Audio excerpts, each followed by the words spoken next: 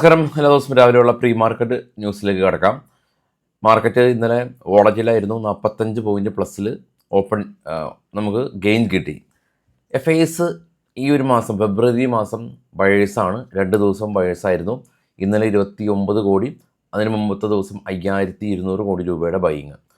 ഇന്നലെ US മാർക്കറ്റിൽ അസഞ്ചർ, അതായത് തലേ ദിവസം US മാർക്കറ്റിൽ അസഞ്ചർ സിവിയർ സെല്ലിംഗ് പ്രഷർ കണ്ടതിനെ തുടർന്ന് നമുക്ക് ഇന്നലെ നമ്മുടെ IT കമ്പനീസിലും ആ ഒരു ഇടിവ് കണ്ടു.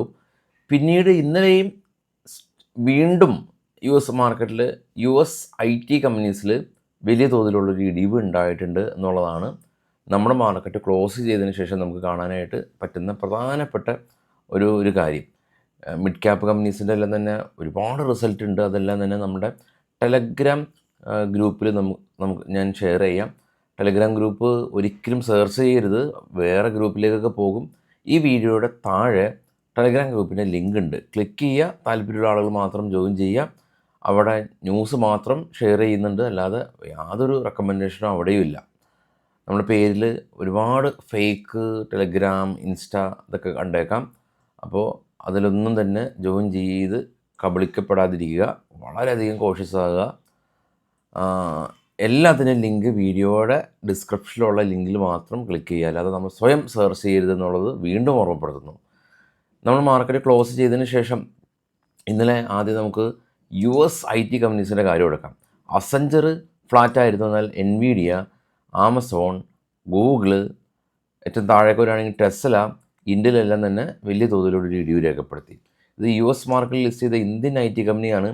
ഇന്നലെയും ഇൻഫോസിസ് അവിടെ കാണാം 3% ഇടിവ് രേഖപ്പെടുത്തി. ഗ്ലോബൽ മാർക്കറ്റ് നോക്കുകയാണെങ്കിൽ ഏറ്റവും ടോപ്പിൽ ഗോൾഡ് $5000 പെർ ഔൺസ് താഴെ പോയി 4948. സിൽവർ എന്നാൽ $2 ഉയർന്ന് 86. ബിറ്റ്കോയിൻ ഇടിഞ്ഞു, $4000 ഇടിഞ്ഞ് 72000. Brent oil 68. Natural gas 3.45. Nifty 25867. നമുക്കുള്ള ക്ലോസിങ് 25830 ആയിരുന്നു. ഡോ ഫ്യൂച്ചർ ഫ്ലാറ്റാണ്. ചൈന, ഓസ്ട്രേലിയ, കൊറിയ എല്ലാം തന്നെ ഒരു നെഗറ്റീവ് സെൻറ്റിമെൻറ്റ്സാണ് പൊതുവേ ഉള്ളത്. ഫ്ലാറ്റാണ് എന്ന് പറയാൻ സാധിക്കും.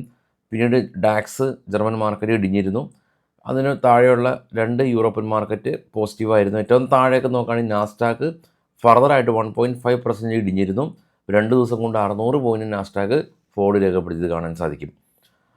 ഇനി ഇന്നത്തെ കുറച്ച് സ്റ്റോക്കുകളുടെ വാർത്തകളിലേക്ക് പോകാം. ഇത് ബൈസൽ റെക്കമെൻഡേഷൻ അല്ല.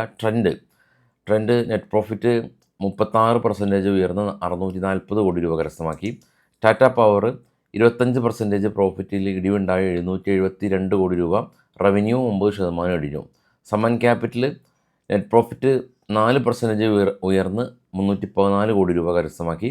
Metropolis health care net profit 32% ഉയർന്ന് 41 കോടി രൂപ കരസ്ഥമാക്കി. NSTL ഇവരുടെ 6 മന്ത് ലോക്കിൻ പീരീഡ് ഇന്ന് അവസാനിക്കും. Cummins India net profit 11% year on year ഇടിവ് രേഖപ്പെടുത്തി. TCE company net profit 10% spike ചെയ്തു, ഉയർച്ച രേഖപ്പെടുത്തി. Asian Granite India net profit net loss ഉണ്ടായ കമ്പനി ഇത്തവണ 20 കോടി രൂപ പ്രോഫിറ്റ്.